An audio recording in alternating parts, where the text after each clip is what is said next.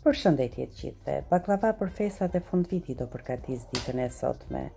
Do e sjell këtë baklava në një mënyrë shumë të thjeshtë dhe që shkrihet në gojë. Nuk zgjat më shumë se 3 orë përgatitja e kësaj baklavaje. Pa u mburko, filloj me njerë me përgatitjen e brumit. Këtu kemi 5 vezë. Do ndajmë të kuqen nga e bardha për 3 vezë, ndërsa 2 vezë të tjera do t'i vendosim të plota. Brumin mund t'a përgatisni edhe me dorë, po për t'a përgatitur më shpejt, unë po e përgatis me robot. Shtojmë 100 ml qumësht, 100 ml vaj, 100 ml kos. Vazhdojmë të shtojmë një të kapur të gishtave me krip, me 3 gishta edhe pak sodë buke. Ndezim robotin dhe fillojmë të përzijmë. Pak nga pak do fillojmë të shtojmë 660 gram miell. Gjithmonë sasia e miellit varet edhe nga lagështia e miellit, por edhe nga madhësia e vezëve. Unë po e shtoj pjesë duke e parë dhe duke vepruar. Nuk ka nevojë të shtoj më miell, por edhe nëse do ishte më i butë, do ja shtoni miellin në soprinë. Si e shikoni, është një brum tepër i butë, elastik dhe me këtë mund të përgatisni të gjitha llojet e baklavave. Shkrim edhe 600 gram me gjalp, grim 700 gram me arra. I krimcoj në pjesë të vogla. Ti kemi gati. I lëm kohë brumit të pushoj për 15 minuta, ndërkohë ne kemi përgatitur edhe arrat edhe brumin. Filloj me tërholljen e petëve. Brumi është i duhuri, ambienti ku tërhollim duhet patjetër të jetë i ngrohtë. Të gjithë masën e brumit e ndaj mirë në 8 pjesë dhe çdo pjesë do ndahet në 2 pjesë. Do formojmë në total 16 kulaçka. I përgatisim mirë dhe i vendosim në pjatë.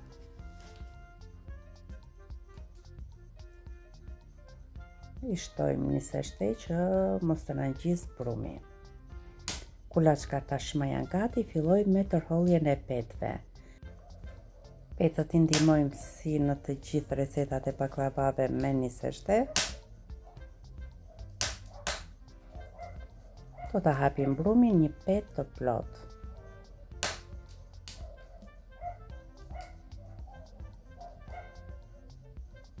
E shikoni, peta po bëhet tepër e hollë. Edhe pse kjo petë është e hollë, ne do ta bëjmë me palosje që të bëhet edhe më e hollë. E lyjmë të gjithë sipërfaqen e petës me një seshte. Vjetun e kam sjell duke e lyer me gjalp. Po të lodh pak në tërhollje, del shumë e mirë edhe në atë mënyrë, por kërkon më shumë kohë në tërhollje. Ndërsa në këtë mënyrë peta hapet më lehtë dhe sigurisht që ndahet petë më petë. I palosim të gjitha në qendër dhe sërish do fillojmë do ta tërhollim. Nga një petë, kjo do bëhet 9 peta. Sigurisht gjatë kohës që piqet, petët ndahen të gjitha një nga një.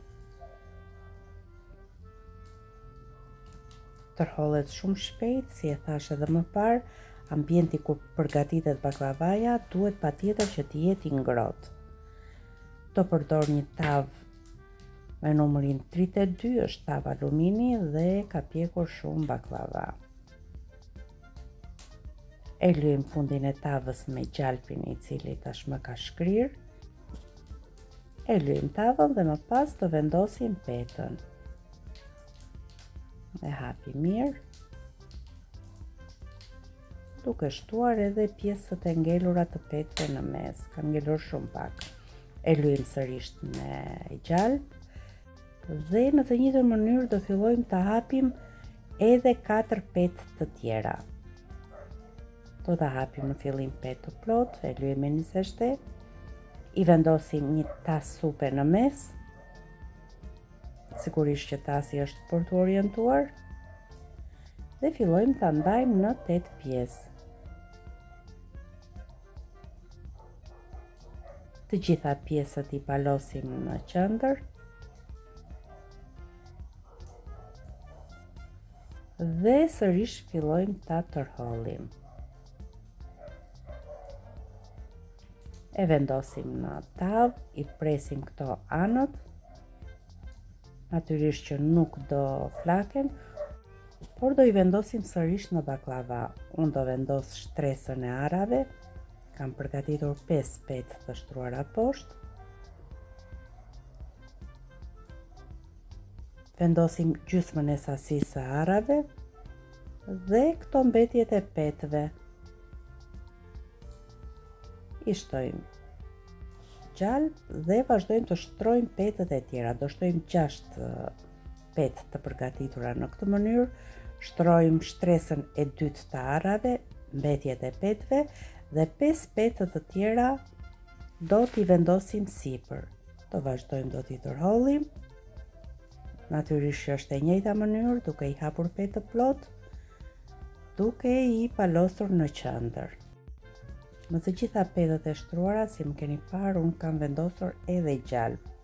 Në 3 petët e fundit nuk do vendos gjalp, pasi më pengon në prerje.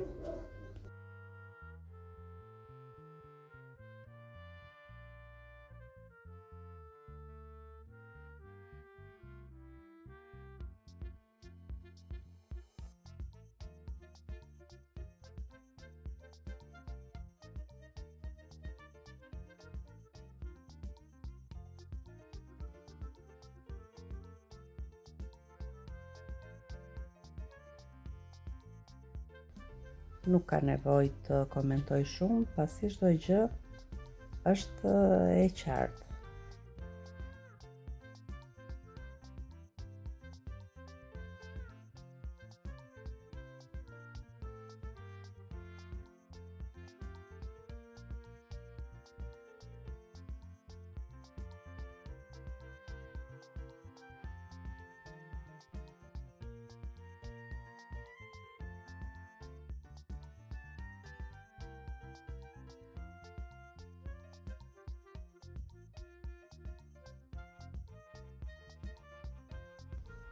Jemi në petët e fundit, edhe këtë do t'a lyejmë me gjalp, ndërsa 2 të tjerat nuk do t'i lyejmë me gjalp.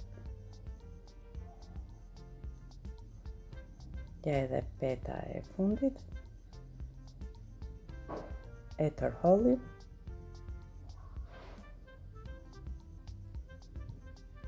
Vepruam në të njëjtën mënyrë me palosje, prem pjesët anësore, i vendosim në tepsi, i mbulojmë me petë saktë dhe i bëjmë një prerje.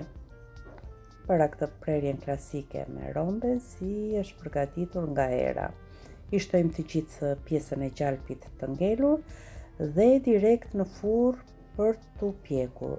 Piqet për 4-5 orë, unë fillim e nis me 100 gradë dhe maksimumi deri në 120 gradë. Fillojmë të përgatisim sherbetin e parë, 2 gota me sheqer dhe 2 gota me ujë. Si ju kam thënë, edhe në recetat të tjera të baklavas, unë gjithmonë sherbetin e shtoj në 2 pjesë. I shtuam një deg barbaroze, është lule aromatizuese, një bustin me vanilje, e zjejmë për 10 minuta dhe e largojmë nga zjarri. Ndërkohë edhe baklavaja është ftohur pak, por jo e ftohur plotësisht. Sherbeti është i nxehtë, e kemi lënë thjesht 5 minuta të qetësohet dhe më pas e shtojmë në baklava. Si u thash edhe më parë, edhe baklavaja nuk është e ftohur plotësisht. E lëm të pushoj 30 minuta me sherbetin e parë të hollë, përgatisim sherbetin e dytë. Po tek e njëjta tenxhere që përgatitëm sherbetin e parë, do shtojmë 2 gota me ujë dhe 3 gota me sheqer. E vendosim në zjarr duke i shtuar një shkop kanelle, 2 feta limoni, natyrisht që fetat e limonit janë ato që nuk e lën sheqerin të kristalizohet. E zjejmë për 10 minuta, në fund fare unë do t'i shtoj sërish gjethe barbaroze, edhe një bustin vanilje. E zjejmë edhe 5 minuta të tjera dhe më pas e largojmë nga zjarri. E lëm të qetësohet shumë pak dhe sërish të nxehtë do ta shtojmë mbi baklava. Si e shikoni, sherbetin e parë ka thithur plotësisht. Shtojmë sherbetin e dytë. Mirë është që baklavat të shërbetosen 2-3 ditë para se të konsumohen. Por edhe më shumë ditë bëhet akoma dhe më e mirë. Unë do ta mbyll për 24 orë dhe më pas është gati për të konsumuar. Ja dhe gjendja përfundimtare, e ka thithur sherbetin plotësisht, është nga ato baklavat që me të vërtet të shkrihet në gojë. Të dashur miq, pak e gjatë receta e ditës së sotme, por uroj që t'ju vi sadopak në ndihmë me recetat e mia. Festa të gëzuara për të gjithë. Ju faleminderit.